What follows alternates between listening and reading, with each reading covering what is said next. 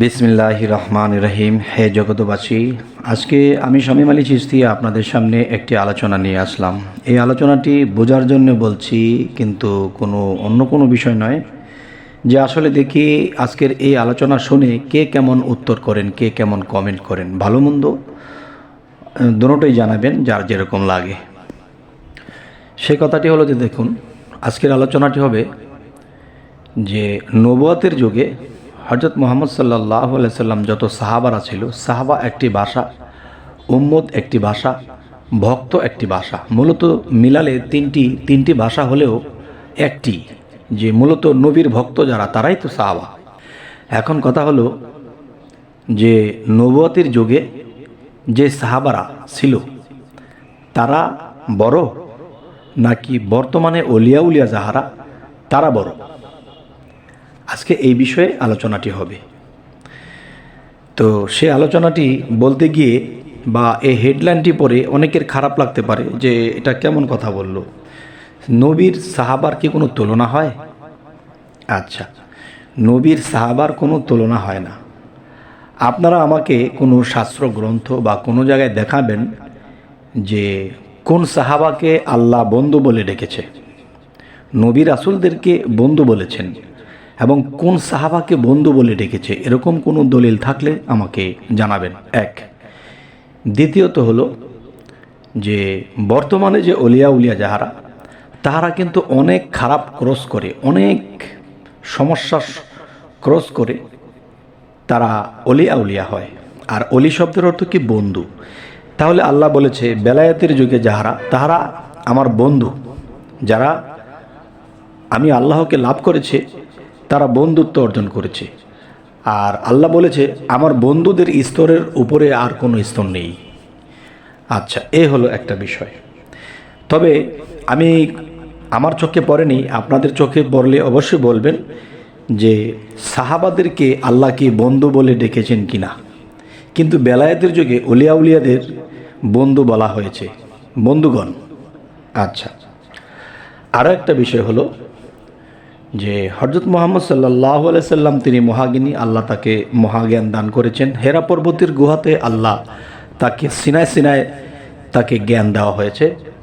তো তিনি কি আল্লাহর মহাজ্ঞান থেকেই তিনি জ্ঞান দিয়েছেন, তাই তিনি মহাজ্ঞানী হয়েছেন।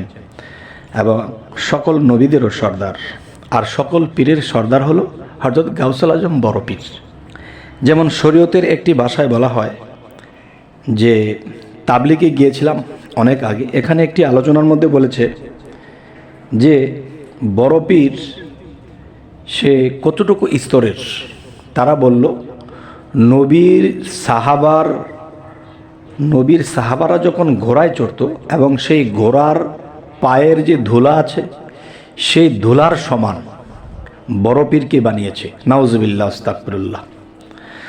আর এই বড় পীরের কথা বলা হয়েছে, বড় পীরের শুরু থেকে যদি যাই আত্মজগতে, তিনি নবুয়তের কাতারে দাঁড়ায় থাকত। তখন আল্লাহ নিজে বলল, হে দোস্ত, আপনি নবুয়তের কাতারে দাঁড়াবেন না, কারণ আমার মুহাম্মদ সাল্লাল্লাহু আলাইহি সাল্লামকে দিয়ে আমি নবুয়ত শেষ করে দিচ্ছি, বেলায়েতের যুগ চালু হবে। তবে আমি বেলায়েতের শিরোমণি আপনাকে বড় বানিয়েই পাঠাবো, আপনি নবুয়তের কাতারে দাঁড়াবেন না। তাহলে যে নবুয়তের কাতারে দাঁড়াইছে, তাহলে সে তাকে কি মনে করলেন? আচ্ছা, আর তাকে সাহাবাদের ঘোড়ার ধুলার পায়ের ধুলার সমান বানিয়েছে। নাউজুবিল্লাহ, আস্তাগফিরুল্লাহ, যার নামের উপরে গাউসুল আজম টাইটেল পেয়েছে। আচ্ছা, এ হলো একটা বিষয়। এখন যদি বলা হয় নবীর সাহাবার কি তুলনা হয়? কেন? নবীজির 25-26 জন নবীর সাহাবার নাম এসেছে কোরআনে। তাহলে বোঝা গেল 25-26 জনের ভিতরে আবার 4 জন শ্রেষ্ঠ। আবার 4 জন শ্রেষ্ঠের মধ্যে দেখা গেছে নবীর জানাজার সময় একজনকে পাওয়া যায়নি। আচ্ছা, যাই হোক, সেদিকে যাব না।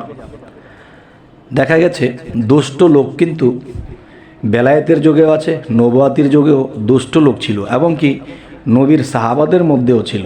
সাহাবা সেজে নবীর কাছে গিয়েছে, কিন্তু মূলত সে অন্তর্গত, সে সাহাবা ছিল না।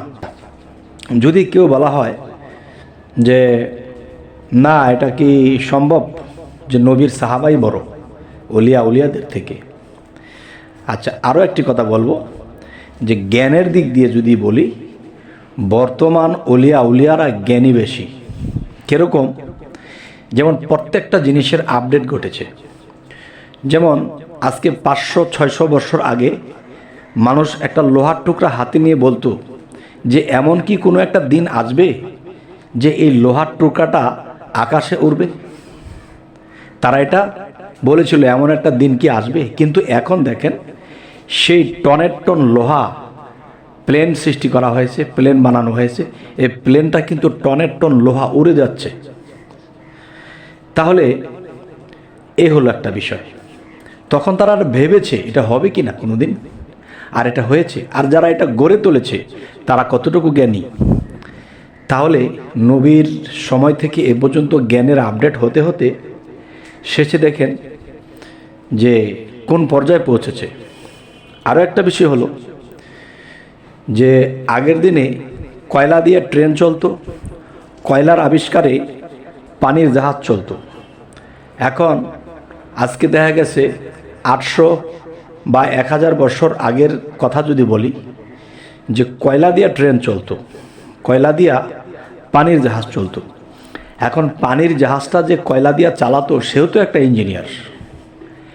এখন বর্তমানে সেই ইঞ্জিনিয়ারকে যদি এনে বলি, বর্তমানে কম্পিউটার যুগ, সুইচ টিপ দিলেই চলতে থাকে জাহাজ, ট্রেন বা বিভিন্ন ইঞ্জিনিয়ারিং বিষয়, সুইচ টিপ দিলেই চলতে থাকে। তাহলে সুইচ টিপ দিলে যে চলতে থাকে, এর মধ্যে যে কত কারিগরি ইঞ্জিনিয়ার কত ফাংশন আছে। এখন সে কয়লার ইঞ্জিনিয়ারকে যদি এখানে এসে বলা হয় তুমি ইঞ্জিনটা খোলো আবার ফিটিং করো, তখন সে কিন্তু আগামাথা কিছুই বুঝবে না। কিন্তু কয়লা দিয়ে যে সে আবিষ্কার করেছিল, অতটুকু জ্ঞান তার ছিল আর অতটুকু সে সেরেছে। তাহলে নবীর সাহাবাদেরকে অবশ্যই সম্মান করতে হবে যে নবীর সাহাবা। কিন্তু জ্ঞানের আপডেট করতে করতে বর্তমান উলিয়াদের জ্ঞান, প্রখর জ্ঞান আছে, যারা অনেক ত্যাগ, অনেক সাধনা করে সেখানে পৌঁছেছে। তবে জানি না আমার এই আলোচনাটা আপনারা কোনভাবে নেবেন। তবে যদি খারাপ লাগে বলবেন, এবং ভালো লাগলেও বলবেন।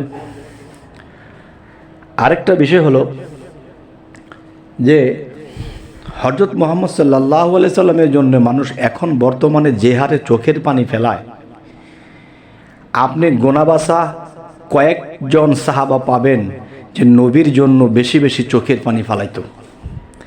কিন্তু বর্তমান বেলায়েতের যুগে নবীর কথা বলতেই লক্ষ লক্ষ মানুষের চোখ দিয়ে পানি ঝরে। কিন্তু নবীর কাছাকাছি যারা ছিল এদের ওই প্রেম ভাব ছিল না, ওরকম ভক্তি ভাব ছিল না। এবং দেখা যায়, তবে এই জিনিসটা জানা দরকার যে নবীজির 1.25 লক্ষ সাহাবা ছিল, এর মধ্যে নবীজির জানাজায় কয়জন হাজির ছিল, এই জিনিসটি আমি জানতে চাইলাম। যদি কারো জানা থাকে অবশ্যই বলবেন। যে যাকে সৃষ্টি না করলে জগৎ সৃষ্টি করতো না, তাহলে তিনি এই দেহত্যাগের পরে তার জানাজা কতক্ষণ পরে হয়েছিল?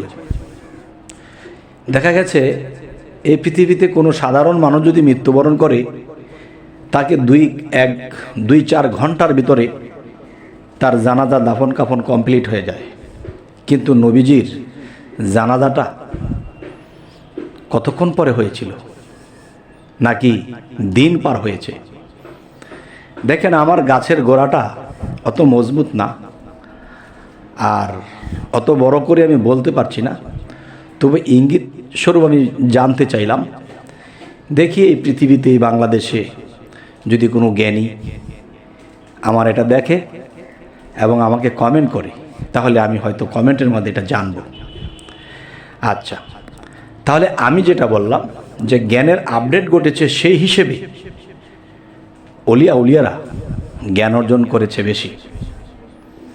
আর যারা কাছাকাছি ছিল, অনেক সাহাবারাই পথভ্রষ্ট হয়েছিল। আবার যারা ছিল, অনেকে ওই জ্ঞান অর্জন করতে পারেনি, ওই প্রেম ভক্তি তাদের ছিল না। গোটা মুষ্টি কয়েকজন সাহাবা শ্রেষ্ঠ ছিল, প্রেমে ভক্তিতে জ্ঞানে উন্নত ছিল। তবে হে জগতবাসী, আজকের এই আলোচনাটা হয়তো শরীয়তের কোনো মানুষের হয়তো ভালো না লাগতে পারে, তবে তরিকতের যে ভাই বোনেরা আছেন তারা অবশ্যই জানাবেন আজকের আলোচনাটি আপনাদের কাছে কেমন লাগলো এবং কী ধরনের আলোচনা আপনারা শুনতে চান, ভালো লাগে অবশ্যই জানাবেন। এবং আমাদের চ্যানেলে যারা নতুন আছেন, সামনে আরও কিছু আলোচনার জন্য আপনাদের কাছে পৌঁছায়, সাবস্ক্রাইব করে রাখবেন এবং সকলেই ভালো থাকবেন। আল্লাহ হাফিজ।